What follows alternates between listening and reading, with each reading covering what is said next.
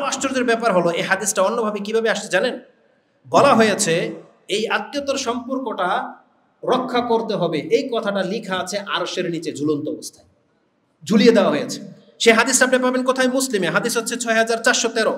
আর রাহিম মুআল্লাকুন বিল আরশ তাকুলু মান ওয়াসালানি ওয়াসালাহুল্লাহ ওয়া মান কাতাআনি কাতাহুল্লাহ। লেখা আছে আমার সাথে যে সম্পর্ক ঠিক রাখবে আল্লাহ তার সাথে সম্পর্ক ঠিক রাখুক, আমার সাথে যে সম্পর্ক খারাপ করবে আল্লাহ তার সাথে সম্পর্ক খারাপ করুক। কেটে দিক, এটা লেখা আছে। আমি তার আগে বুঝি নাই, কিন্তু ভাবতে ভাবতে যখন আসলাম ঝুলন্ত কথাটা কেন আসছে, আচ্ছা বলেন তো আমরা কি ঝুলাই? আপনি দেখতে পাবেন কিছু দোকানে টোটকা ঝুলায়, টোটকা, কাঁচামরিচ, লেবু আর পেঁয়াজ। আর আপনার ঘরে কি আছে? আয়াতুল কুরসি, 5 নকশা, অমুক তমুক সূরা, তাবিজ কবজের নকশা, এগুলো ঝুলান। আমি ওগুলোর কথা বলতেছি না। মানুষ কি ঝুলায় রাস্তাঘাটে দেখতে পাবেন। রাস্তাঘাটের মধ্যে বিভিন্ন বড় বড় বোর্ড, ব্যানার, বেস্টন বিশেষ কারণে ঝুলায়। ওটা দিকে নজর দিলে আপনি একটা কিছু জানতে পারবেন। আর কিছু সংকেত আছে আপনাকে সাবধান করা হচ্ছে যে সামনে রাস্তা নাই, ক্রস। তারপরে যদি আপনি যান নিচে বায়ে মোড় বা আচমকা মোড় লেখা থাকে, আপনি যদি ওটা ফলো না করেন তাহলে অ্যাক্সিডেন্ট হবে। তারপরে লেখা আছে সামনে ক্যামেরা, আপনি গাড়ি স্লো হয়ে যাবে। এই জন্যই কিন্তু ঝুলানো হয়। আর হাইপার মার্কেটে ঝুলানো হয়, দামি কোনো জিনিস আসলে তার উপরে লেখা থাকে এত% ডিসকাউন্ট ঝুলানো হয়। কেন? যাতে মানুষ সতর্ক সাবধান হয় এবং লাভবান হয়। আল্লাহ সুবহানাহু ওয়া তাআলা আরশের নিচে এটাকে ঝুলিয়ে রেখেছেন। কিয়ামতের মাঠে যখন বিচার শুরু হবে তখন এটা দেখতে পাবেন যে এই সংকেতটা ছিল যে আল্লাহ বলেছিলেন যে যেই ব্যক্তি আত্মীয়তার সম্পর্ক রক্ষা করবে তার সাথে আল্লাহর সম্পর্ক ঠিক থাকবে, যারা আত্মীয়তার সম্পর্ক নষ্ট করেছে তার সাথে আল্লাহর কোনো সম্পর্ক নেই। কি হবে সেই দিন যারা এটা নষ্ট করেছেন? লেখা কিন্তু আছে, আমাদেরকে জানিয়ে দেওয়া হয়েছে। এটা কিন্তু বোর্ড কিন্তু লাগানো আছে, আপনাকে সতর্ক করে দেওয়া হয়েছে, এটা আমাদেরকে জানানো হয়েছে।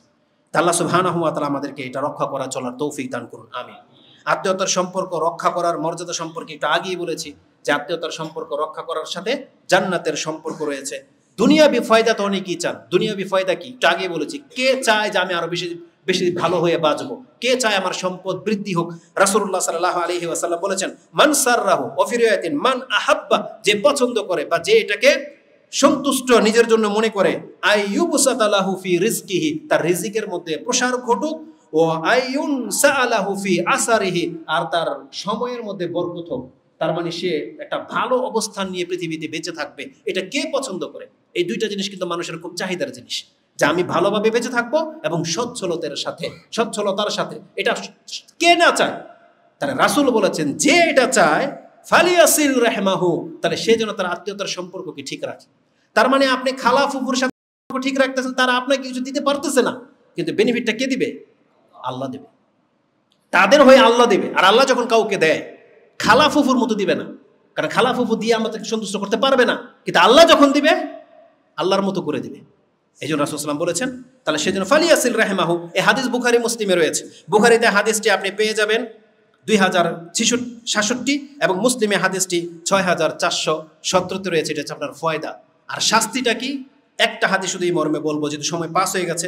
রাসূলুল্লাহ সাল্লাল্লাহু আলাইহি ওয়াসাল্লাম বলেছেন 2টা পাপ এমন রয়েছে যেই পাপের শাস্তি আল্লাহ তাকে দুনিয়াতেও দেবে এবং কিছুটা শাস্তি রেখে দেবে পরকালের জন্য। মানে শাস্তিতে তাকে মাফ করা হবে না, দুনিয়াতে তো শাস্তি দিবেই দিবে, আবার কিছু শাস্তি বাকি রেখে দেবেন আখিরাতে তাকে শাস্তি দেওয়ার জন্য। 2টা পাপ এমন আছে, তার মধ্যে একটা হচ্ছে আল বাগী, যেই ব্যক্তি বিরুদ্ধাচরণ করেছে শাসকের, কোনো আমিরের, ইসলামের কোনো আইনের। হতে পারে এর মধ্যে স্ত্রীরাও শামিল হয়ে যেতে পারে যারা তাদের স্বামীদের বিরুদ্ধাচরণ করে। হতে পারে তার মধ্যে কোনো গোলাম পড়ে যেতে পারে যে তার মালিকের বিরুদ্ধাচরণ করে। এক কথায় যত বিরুদ্ধাচরণ করা বাগী আছে, যারা আল্লাহর বিরুদ্ধাচরণ করতেছে, যারা ইসলামিক রাষ্ট্রের নায়কের বিরুদ্ধাচরণ করতেছে, তাদের হচ্ছে সেই শাস্তি দুনিয়াতেও তাদেরকে আল্লাহ শাস্তি দিবেন, আর পরকাল আল্লাহ সুবহানাহু ওয়া তাআলা রেখে দিবেন, এবং নগদ নগদ। আল্লাহ এটাকে বিলম্ব করে না। এই ভাষাগুলো আছে, লা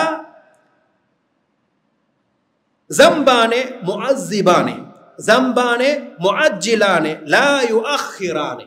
রাসূল বলেছেন 2টা পাপ তার শাস্তি নগদ নগদ আসে, দেরি করা হয় না। তার একটা হচ্ছে আল বাগী ওয়া কাতিয়াতু রাহিমিন, একটা হলো আত্মীয়তার সম্পর্ককে ছিন্ন করা। এই হাদিসটি মুসনাদ আহমদে 20380 রয়েছে। তার মানে একটা নগদ নগদ শাস্তি আপনাকে পেতে হবে যদি কেউ আত্মীয়তার সম্পর্ক নষ্ট করে। অতএব আল্লাহ সুবহানাহু ওয়া তাআলার কাছে আমাদেরকে তওবা করে ফিরে আসতে হবে। বিগত দিনে আমাদের যে সামর্থ্য ছিল না, আমরা ভুলে গিয়েছিলাম, ধোঁকায় ছিলাম, জানতাম না, আমরা অনেক অত্যাচার অন্যায় করে ফেলেছি। আল্লাহ তুমি আমাদেরকে মাফ করো। যাদের সাথে যাদের চাচার দ্বন্দ্ব আছে, আধা হাত জায়গা নিয়ে, সামান্য কিছু নিয়ে, আপনি দ্বন্দ্ব ছেড়ে দেন, ক্ষমা করেন, আপনাকে আল্লাহ সুবহানাহু ওয়া তাআলা ক্ষমা করে দিবেন। অন্তত সম্পর্কটাকে ঠিক রাখার চেষ্টা করেন। আকুলি কাউলি হাযা আস্তাগফিরুল্লাহ লি ওয়া লাকুম ওয়া লিসাইরিল মুসলিমিন ফাস্তাগফিরু ইন্নাহু হুয়াল গফুরুর রাহিম। এবং এক বোন দোয়া চেয়েছেন, একজন মহিলা মারা গেছেন, তার জন্য দোয়া চেয়েছেন। আল্লাহ সুবহানাহু ওয়া তাআলার কাছে আমরা দোয়া করি, আল্লাহ তুমি আমাকে সহ আমার মা এবং যারা ইন্তেকাল করেছেন, আমাদের মুসলিম ভাই বোনদের যে ইন্তেকাল করেছেন, আল্লাহ তুমি আমাদের প্রত্যেককে ক্ষমা করে দাও। আমাদের উপর আল্লাহ তুমি রহম করো। আল্লাহ তুমি তাদের কবরকে প্রশস্তিত করো। আল্লাহ তুমি তাদের কবরকে জান্নাতের বাগানে পরিণত করে দাও এবং তাদেরকে তুমি আযাব থেকে মুক্ত করে দাও। আমিন ইয়া রাব্বাল আলামিন। সুবহানাকা আল্লাহুম্মা রাব্বানা বিহামদিকা আশহাদু আল্লা ইলাহা ইল্লা আনতা আস্তাগফিরুকা ওয়া আতুবু ইলাইক। ইবাদাল্লাহ রাহমাকুমুল্লাহ, ইন্নাল্লাহা ইয়ামুরুকুম বিল আদলি ওয়াল ইহসান ওয়া ইতাই যিল কুরবা ওয়া ইয়ানহা আনিল ফাহশাই ওয়াল মুনকারি ওয়াল বাগি ইয়াইযুকুম লাআল্লাকুম তাযাক্কারুন। উযকুরুল্লাহা ইয়াযকুরুকুম ওয়া লাযিকরুল্লাহি আকবার ওয়াল্লাহু ইয়ালামু মা তাসনাউন। আসসালামু আলাইকুম ওয়া রাহমাতুল্লাহি ওয়া বারাকাতুহু।